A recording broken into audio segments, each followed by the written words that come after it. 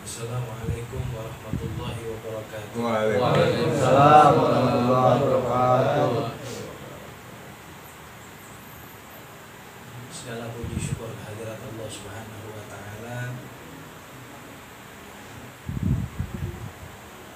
yang telah membimbing kita sekalian sehingga dapat berkumpul di tempat di waktu yang insya Allah dipenuhi dengan rahmatnya, Amin. dipenuhi dengan maghfirahnya, Amin. serta senantiasa insya Allah mudah-mudahan kita dijaga di dalam pertolongannya Allah Ta'ala. Amin. Al-Muhtaram Al-Mukarram, para tetamu Rasulullah Sallallahu Alaihi Wasallam, wabil khusus sahibul bait Bapak Haji Syahrudin, serta para kiai asatid dan para orang tua yang nggak bisa saya sebutin namanya satu persatu karena memang saya belum tahu namanya. Mudah-mudahan Allah panjangkan umurnya, sehat jasmani dan rohani. Semoga Allah Ta'ala menjadikan buah matanya baginda Nabi Sallallahu Alaihi Wasallam. Di malam hari ini temanya pembukaan pengajian bulanan. Belum ada namanya nggak apa-apa. Belum ada namanya nggak apa-apa. Yang penting tujuan dan intinya jelas. Tujuan dan intinya jelas. Itu yang paling penting. Urusan nama nanti bisa dimusyawarahkan. Jadi malam hari ini temanya pembukaan majelis bulanan. Lebih tepatnya setiap malam Rabu minggu ketiga.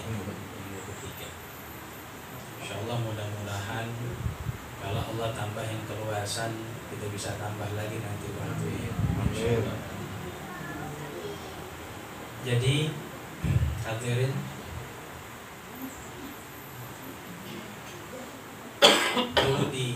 perlu diingat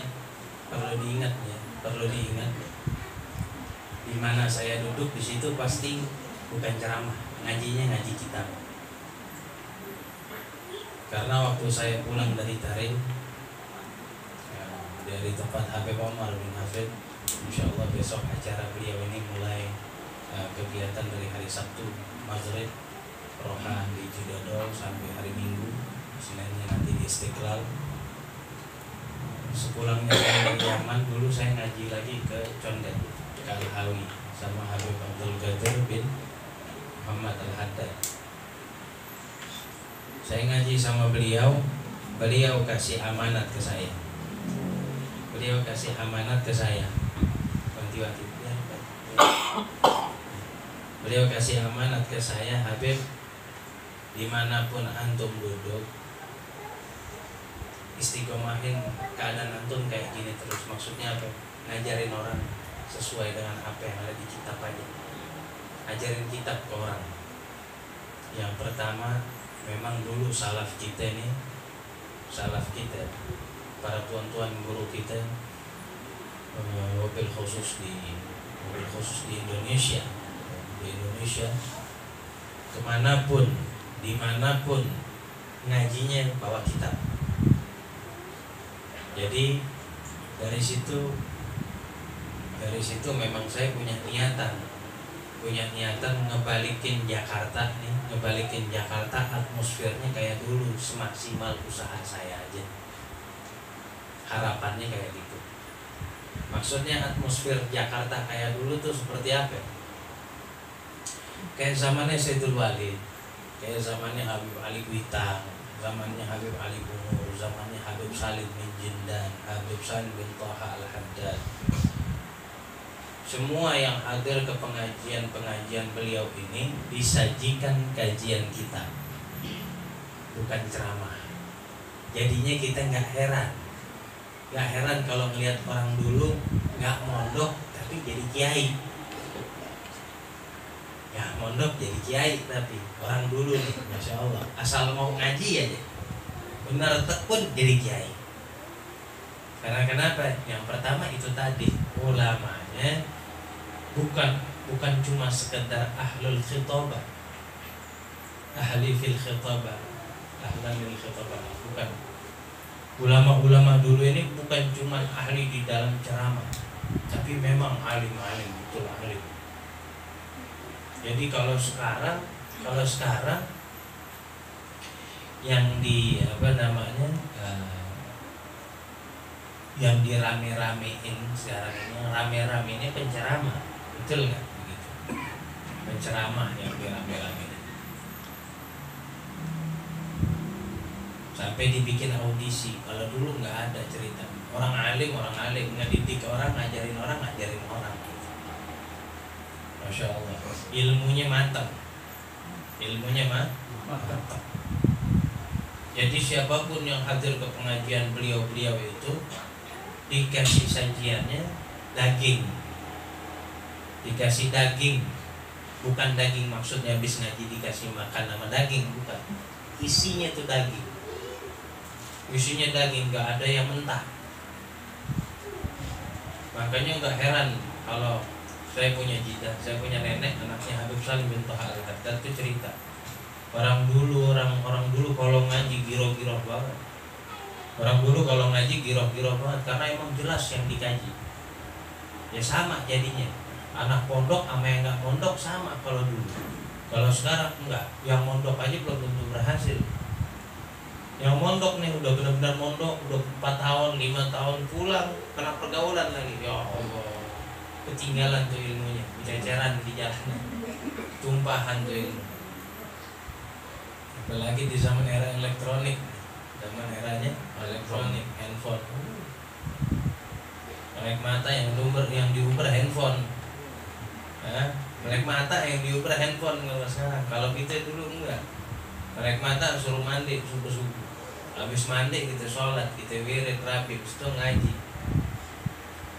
Kalau udah kelar bersihin rumah bantuin orang tua baru boleh main. Serah dulu main. Kalau sekarang nggak bangun tidur, Tuhannya dia kagak ingat. Yang pertama kali diingat handphonenya di mana. Ya aku belum ngecas nih semalam. Masya Allah. Ini kondisi zaman. Makanya kata saya punya nenek bilang, ente ngajar kayak Habib dulu, kayak tuan-tuan dulu kalau ngajar. Gimana tuh anak tanya? Ngaji kitab yang benar, jangan cuma ceramah. Kalau ceramah orang pulang begitu-gitu aja. Kalau ceramah gitu-gitu aja, ya setahun sekali sih nggak apa-apa ceramah. Tapi sisanya dipakai buat ngajar kitab. Aneh kalau manggil nenek aneh nggak kayak orang pada kebiasaannya. Aneh manggilnya Umi. Karena aneh dari orok sama dia. Dibilang dulu orang ngaji pada bawa ribet, sibuk bawa pulpen sama buku. Kalau sekarang bawa bendera, naik motor boncengan sama perempuan lagi. Wah, kamu rem lagi. Ente tuh bikin lagi kayak dulu terusin. Dulu Habib Salim bin Jindan punya murid, Habib Ali Bungur punya murid, Habib Ali Kuitang punya murid. Dan semua punya majelis taklim, tapi digilir. Minggu besok kata Habib Salim Jindan nih ke muridnya, lo hadir ke pengajiannya Habib Ali Bungur. Yang Habib Ali Bungur ngomong ke muridnya begitu, lo hadir ke pengajiannya Habib Ali Kuitang. Yang Habib Ali Kuitang ngomong ke muridnya, lo hadir ke majelis Habib Salim Jindan. Jadi muter. Makanya ilmunya komplit. Dari Habib Anu dapat, ilmunya tuh seragam. Masya Allah. Ntar ada satu waktu datang ke Kiai Anu, ke Kiai Habibullah Syafi'i, ke Mu'alim Syafi'i Hadami, banyak lagi deh, Masya Allah. Maka orang dulu nih Masya Allah. Lah kita harus kayak gitu, kita harus ngikutin kayak gitu. Kalau mau selamat hidup, jalanin hidup. Kalau mau selamat berkah, ikutin jalannya orang-orang yang kayak gitu. Ikutin tuh jalannya orang-orang kayak gitu. Paham gak? Itu dia. Lah, insya Allah di sini kan banyak guru-guru di sini banyak, ya di daerah sini insya Allah banyak guru-guru, nggak kekurangan orang-orang pintar di sini, nggak kekurangan orang alim, nggak kekurangan kiai, nggak kekurangan ustadz insya Allah. Jadi insya Allah setiap bulan kita kaji kitab yang enak-enak aja, cerita soal fadilah. Nanti berkenaan dengan masalah ngaji, ta'lim, ada berkenaan dengan masalah wudu, ada berkenaan dengan masalah siwak, ya. Nanti selebihnya dikembangin tuh ilmu. Ini kan ngaji fadilah, biar tahu nih amal kita diganjar kayak apa sama Allah, biar tahu. Nanti begitu udah paham, udah ngerti, ente mau ngamal, ingat jangan sembarangan ngamal. Datang ke ustadz setempat sini ngaji. Ada yang bingung, ada yang nggak ngerti, tanyain, ditanyain. Kalau pas emang ada aneh, ya boleh nanya amannya. Aneh tahu, insya Allah aneh jawab. Ya, aneh nggak tahu, aneh utang jawaban. Insya Allah nanti aneh jawab deh. Kalau nggak ada aneh, jangan nungguin aneh dulu, datengin aja yang ada dulu. Ilmunya sama, asal sanadnya benar. Gurunya siapa? Oh ya, udah selesai, udah tahu Ustaz. Antum nama antum? Ustadaan. Jadi kita tahu Ustadaan ngajinya mah Haji Ismail ya, Ustaz Ismail, muridnya Sayyidul Walid. Udah tahu, udah aman insyaallah, ilmu pemahamannya nggak ngaco insyaallah. Ya, kayak gitu. Ini hal seperti ini nih adalah simbol tagarrub sama Allah Ta'ala, simbol kita mendekatkan diri kepada Allah Ta'ala. Coba ente orang nih hadir ke sini jangan kosongan, dalam artian bukan kosongan ilmu lah, bukan. Dalam artian jangan kosongan hadir ke majelis taklim, mindset pemikiran kita, pemahaman kita datang ke majelis taklim jangan kosong tuh. Jangan datang cuma sekedar datang aja, jangan. Saya datang duduk ke pengajian urusan faham nomor 100, karena faham punya Allah Ta'ala tuh. Saya datang ke situ, saya mau duduk di pengajian, saya mau duduk di majelis taklim. Saya pengen tagarrub, saya pengen niat deketin diri sama Allah Ta'ala. Karena itu dikatakan sama Habib Zain bin Smith di dalam kitabnya Al-Manhajus Sawi. Beliau katakan, wa'lam annal ilma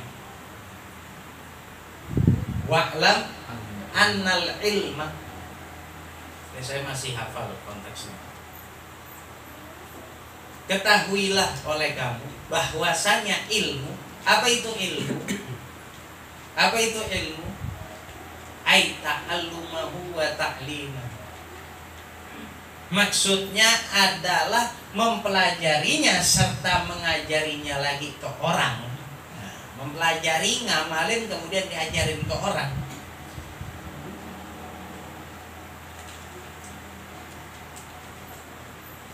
Min afdalil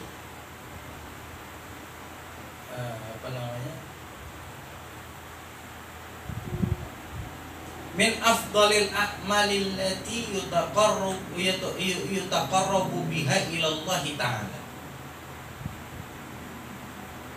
Hal tersebut adalah amalan yang paling hebat, yang paling afdal dari semua amalan yang ada, yang bisa menjadikan kita ini dekat sama Allah Ta'ala. Ente baca sholawat, deketin diri sama Allah itu. Ente baca tahlil, la ilaha illallah, la ilaha illallah, zikir, mendekatin diri hakikatnya sama Allah Ta'ala. Itu sholat, puasa sunnah, sholat sunnah, itu intinya kita tadarrub sama Allah, betul nggak gitu? Kalau bukan karena ada nilai mau deketin diri sama Allah, mau ngapain kita ibadah banyak-banyak? Tapi dikasih tahu tuh sama ulama, dikasih tahu sama Habib Zain bin Smith, dan Habib Zain bin Smith ngomong kayak gitu bukan karena sesuka akalnya. Beliau katakan nuntut ilmu, kemudian ngamalin, kemudian diajarin lagi ke orang lain. Nanti biar paham nih, maksud orang lain di sini jangan mikir jauh-jauh dulu. Wah, gue masuk mesti ngajarin ke tetangga gue, ini gitu, enggak. Ke keluarga ente dulu. Itu maksudnya. Jadi nuntut ilmu, ngamalin, kemudian ngajarin ke orang lain, ini amalan paling hebat, paling afdal yang bisa mendekatkan diri kita kepada Allah daripada amal-amal yang lain. Paling cepat ini. Amalan yang lain kita boleh perumpamakan ya. Wah, ini mobil Mercy. Ini amalan ini diibaratin mobil BMW, ini mobil Innova. Tapi untuk urusan ngaji, kemudian diamalin, kemudian diajarin ke orang lain, ini udah pakai limosin, pakai jet, pakai pesawat ini. Paham? Lah Habib Zain ngomong kayak gitu bukan karena semau pikirannya sendiri, semau hatinya aja, enggak. Kata beliau, min adillatin aktsara min antuhsor, kata beliau. Oh, ini landasannya karena banyak sekali dalil yang menunjukkan kepada hal tersebut yang sulit, membuat saya sedikit sulit untuk mengumpulkan, untuk meringkas semuanya itu. Jadi yang masyhur aja dikeluarin sama beliau, dalil-dalil Quran. Nah, dari sini kita bisa memahami kata Habib Zain bin Smith bahwasanya amal kayak gitu apa? Nuntut ilmu, ngamalin, kemudian diajarin ke orang.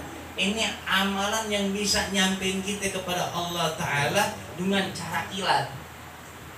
GPL nggak pakai lama. Ngerti nggak tuh? Paham ya? Kayak gitu. Makanya dikatakan di sini, ya. Ini karyanya Imam Ghazali, tapi syarahnya disyarahin sama Syekh Abdul Rahman bin Ahmad bin Umar Ar-Rumi. Ya. Beliau katakan di sini, ini pembukaan dulu, pembukaan. Nanti kita ngajinya insya Allah bulan depan. Ya jangan banyak. Kita cuma pintar. Ya,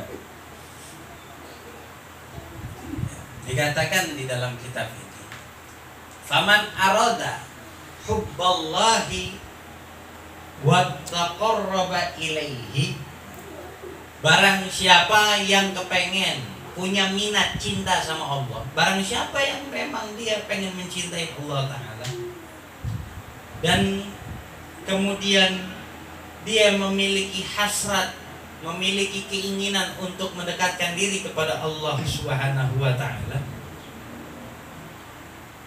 dipesenin sama beliau, faliyakun muttabi'an li kitabillahi wa sunnati rasulihi sallallahu alaihi wasallam.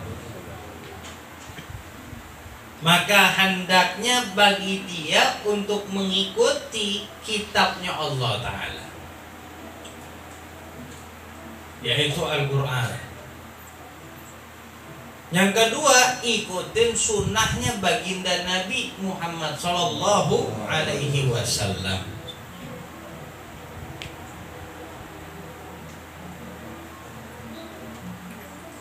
Maksudnya ngikutin sunnahnya baginda Nabi bagaimana? Fi jami'i aqwalihi wa af'alihi. Maksudnya ikutin gerak-geriknya Rasulullah secara keseluruhan. Dalam artian secara keseluruhan ini mastata'tum, semampunya kita. Ngikutin Rasulullah dari segi perkataannya, perbuatannya, kita tiru beliau. Hadirin, Ini Anda kasih tahu, gampang-gampang aja. Mau selamat hidup di dalam kehidupan ini, gampang. Dikasih tahu kita sama Allah secara nggak langsung. Kalau mau selamat, ini udah Anda bikinin kata Allah Ta'ala sistem duplikasi. Ikutin aja yang ada udah. Kita tahu sekarang siapa orang paling diridhoi di alam jagat raya sama Allah Ta'ala? Siapa? Rasulullah, nggak ada yang lain. Siapa orang hamba yang paling dicinta sama Allah Ta'ala di alam jagat raya? Rasulullah, nggak ada yang lain. Karena beliau juga Allah ciptakan alam jagat raya. Kalau bukan karena beliau, nggak Allah ciptakan ini alam jagat raya. Allah pengen ngasih tahu nih, mamerin keelokan kekasihnya, keagungan kekasihnya baginda Muhammad SAW. Ente mau dicinta sama Allah, ente pengen diridhain sama Allah Ta'ala, ente pengen selamat dunia barzakh wal akhirah, gampang, ikutin aja.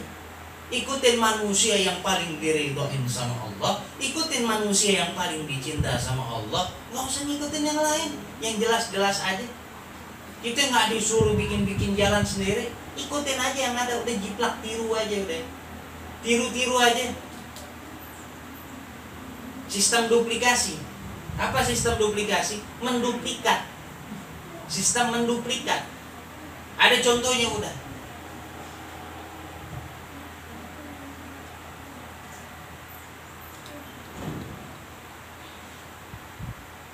Makanya dikatakan laqad kana fi Rasulillahi uswatun hasanah. Di dalam diri Nabi ini ada contoh yang bagus banget. Ada contoh yang bagus banget. Diumumin sama Allah Ta'ala, diumumin. Jadi kita nggak usah repot nyari siapa yang kita tiru-tiru. Nah, tiru Rasulullah juga. Nggak usah tiru yang lain. Jangan kayak Yunus, dia pengen tiru David Beckham, dia pengen tiru Rossi, hebat kagak? Gitu-gitu aja. Pak Haji ya, benar? Ya, dia mau tiru Rossi, begitu-gitu aja. Kalau ada motor diobrak-abrik, keren mau kagak? Udah tiru Nabi satu aja, nggak usah yang lain. Makanya Allah Ta'ala firmankan di dalam Quran, A'udzubillahi minasyaitonir rajim. Qul in kuntum tuhibbunallaha fattabi'uni yuhibbukumullah wa yaghfir lakum dzunubakum.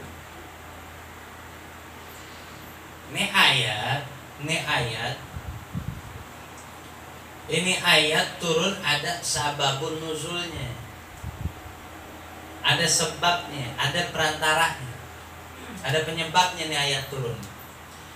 Jadi pada satu ketika Rasulullah SAW jumpa dengan rombongan Ka'ab bin Ashraf. Waktu Rasulullah jumpa sama rombongan Ka'ab bin Ashraf dan kawan-kawannya belum masuk Islam di saat itu, belum Muslim. Diajak sama Nabi, ditawarin, ikut aneh yuk,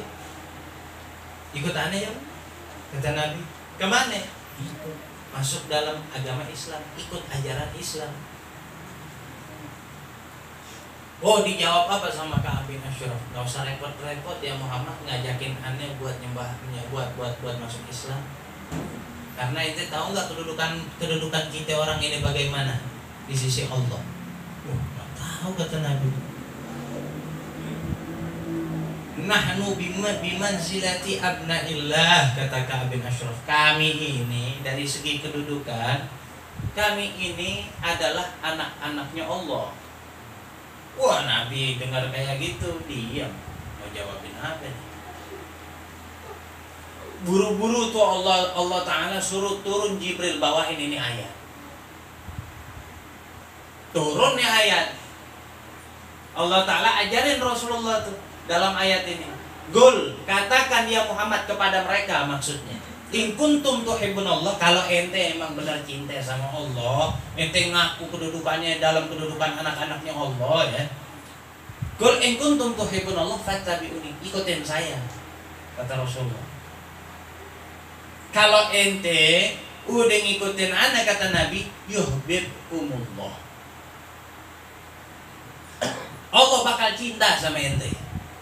Sebelum ente ikutin anak, ente gak bakal dapet cintanya Allah. Dalam artian apa? Percuma cinta ente bakal bertepuk sebelah tangan. Iya kan? Kita aja kagak enak digituin. Aneh tahu banget cerita Yunus, Masya Allah. Tahu banget. Dibuahin kembang dibuang, dibuahin soto dibuang, sama tuh perempuan kagak diterima-terima. Itu ame orang, ya enggak? Itu ame orang bagaimana? Ke Allah kita cinta sama Allah, Allah nggak cinta sama kita. Kita ngaku cinta sama Allah, ya Allah, aneh cinta sama Allah. Emang Allah cinta sama lu? Kan kita nggak tahu. Semua orang, semua pecinta, harapannya cintanya nggak bertepuk sebelah tangan. Biar paham. Aneh yakin itu orang paham, cuman Anda tekenin lagi aja, biar paham. Semua orang sejagat raya ini, pecinta sejagat raya, harapannya cuma satu, cintanya nggak bertepuk sebelah tangan. Kita cinta sama Allah, pengen cinta kita pun dibalas sama Allah Ta'ala.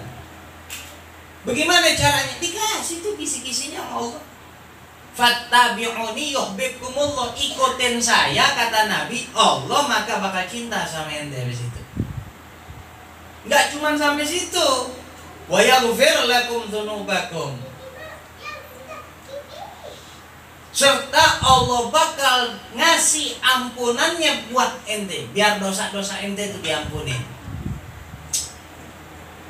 Ya Allah, mudah-mudahan Allah jadiin kita orang yang cinta sama Rasulullah. Amin. Orang yang ngikutin Rasulullah. Amin. Sehingga kita punya cinta ke Allah dibalas. Allah kalau udah cinta sama hambanya, nggak nanggung-nanggung. Allah kalau udah cinta sama hambanya nggak nanggung-nanggung. Allah bagi ridhonya, Allah ampunin dosanya. Allah bagi. Itu semua Allah bagi. Ada perumpamaan. Kita cinta sama satu orang, lagi cinta sama satu orang, kita bawain hadiah. Kita bawain hadiah, Masya Allah. Dibuang sama dia, marah gak kita? Udah cakep aja dah pokoknya, karena kita cinta sama dia. Di judes, di jutek kita cinta udah keren aja. Gue bawain hadiah loh, ya enggak? Lu buang hadiah dari gue. Dia datang ke rumah kita, mobil kita Mercy 20 biji tahun 2050, belum keluar sekarang. Ya, tuh direncanain aja juga belum tuh pabriknya. Yang itu udah punya, tahu-tahu, nggak tahu made in mana, Allah alam. Ente punya nih Mercy, datang orang yang ente paling cintain, dia bawa bensin dibakar tuh mobil ente semuanya, marah nggak ente? Begitu juga Allah, begitu juga Allah.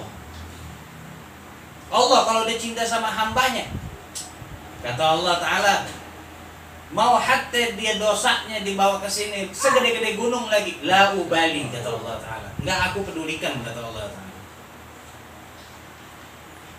Allah dia jatuh cinta, mau ngomong apa?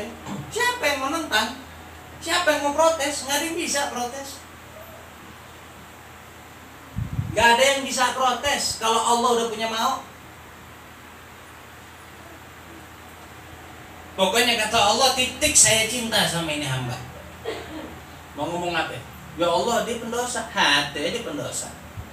Hati dia pendosa lagi. Nggak peduli Allah Ta'ala.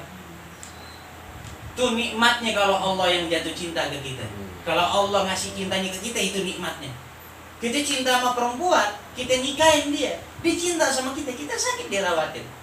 Sebatas maksimalnya itu aja pengabdian dia ke suami. Tapi Allah Ta'ala, lebih dari itu. Dosa ente, ibadah ente yang compang-camping nggak dilihat sama Allah Ta'ala, udah indah aja di mata Allah. Gitu.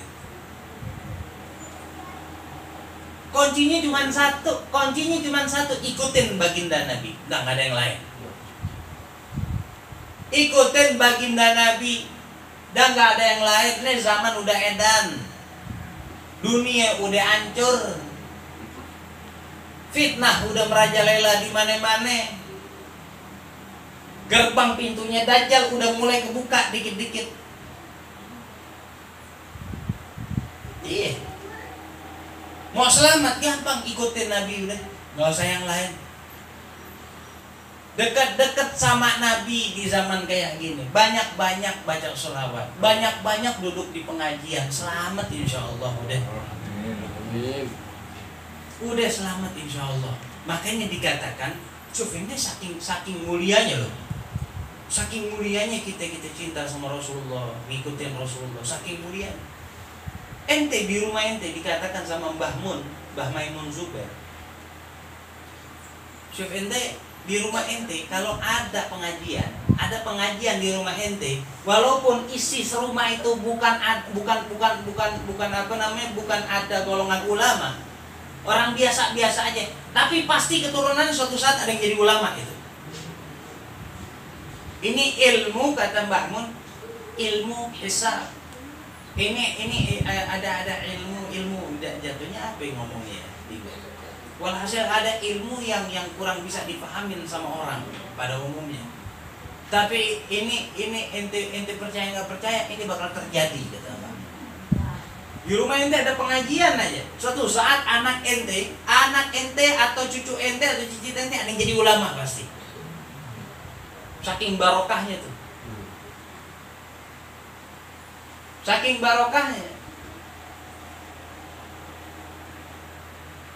Sama perumpamaannya kayak ente minum air. Waktu ente minum dikit, hausnya belum hilang. Tapi semakin ente minumnya banyak, baru manfaatnya berasa tuh. Nggak langsung kan berarti. Orang lapar makan obatnya memang, tapi nggak makan sesendok terus kenyang. Kecuali ente punya penyakit asam lambung.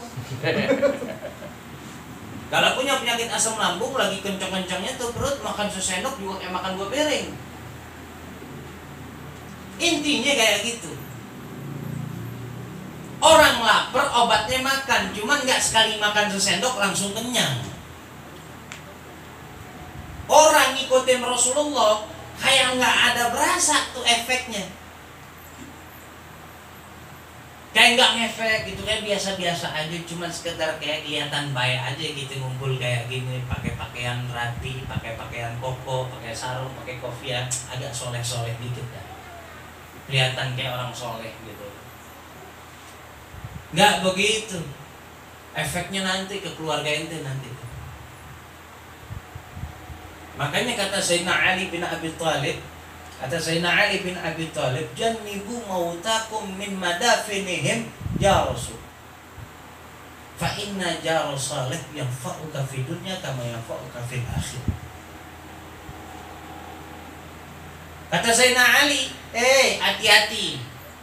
Jauhin keluarga ente yang wafat, jauhin makamnya, jangan sampai dimakamin di sebelahan atau bertetanggaan sama orang fasik. Ente tahu nih ada orang ahli maksiat, ada apa, ini jaga. Kita nggak pernah tahu di alam kubur dia diapain sama Allah. Kalau dia dikasih nikmat, enak keluarga ente. Kalau pas lagi dikubur, ini ganggu ente punya keluarga dikubur. Seperti ente bertetanggaan sama orang soleh. Seperti bertetanggaan sama orang soleh. Kalau kita punya tetangga orang soleh, dia bisa datengin buat ente manfaat di dunia, di akhirat, sama kata Sayyidina Ali. Begitu juga bertetanggaan dengan orang nggak soleh, mudorotnya pun kecepretan gitu. Paham? Ini tanda bukti kalau sekarang kita bikin pengajian di sini. Memang sekarang kita nggak langsung soleh, nggak langsung jadi ulama, tapi boleh jadi keturunan kita ada yang jadi ulama. Ngerti nggak? Paham? Ini kalau dibuka panjang lebar lagi, ini jam berapa nih? Hah? Baru jam 12. 9. Lebihnya dikit. Jam 8. Ikut pedalil yang kita. Ya. Dikit lagi jam 10 nih.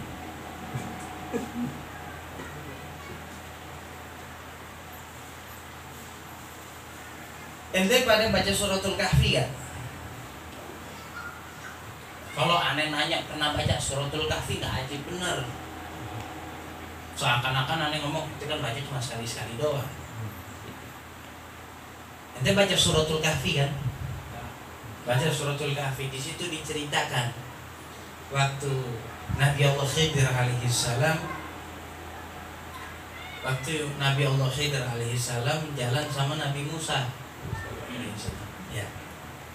Ketemu ada bangunan besar, ada bangunan tua kuno dan runtuh. Terus dihancurin, di dalamnya ada harta karun. Harta karun itu dikasih ke dua anak yang masih kecil. Tahu ceritanya dong? Ya. Setelah ditanya sama Nabi Musa alaihi salam, dijawab sama Nabi Khidir, ini harta karun peninggalan kedua orang tuanya. Ini dua anak ini yatim. Kata Nabi Allah Khidir, ente tahu yang dimaksud orang tua itu siapanya itu? Itu bukan bapaknya, bukan atau emaknya itu, tapi kakek ketujuh ke atas itu. Dan disebutin dulu orang tuanya itu orang soleh. Ternyata barokahnya orang soleh manfaat sampai keturunan ketujuhnya. Makanya saya katakan orang yang hadir ke pengajian, maksain pantatnya duduk di pengajian biar kata panas, sudah pegel, udah ngantuk, dipaksain.